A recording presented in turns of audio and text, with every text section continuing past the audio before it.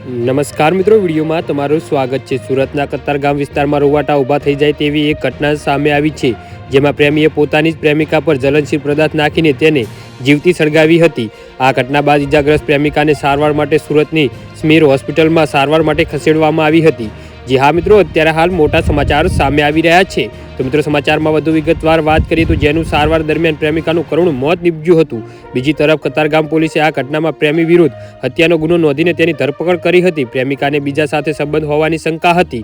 જી હા મિત્રો, પ્રાપ્ત માહિતી અનુસાર સુરતના કતારગામમાં લલિતા ચોકડી પાસે રાધા નામની મહિલા પોતાના પરિવાર સાથે રહેતી હતી અને છૂટક મજૂરી કરીને પરિવારજનોનું ગુજરાન ચલાવતી હતી। રાધા 8 વર્ષથી શંભુ આડા નામના યુવાન સાથે લિવિંગ રિલેશનશિપમાં રહેતી હતી। જી હા મિત્રો, અત્યારે હાલ મોટા સમાચાર સામે આવી રહ્યા છે।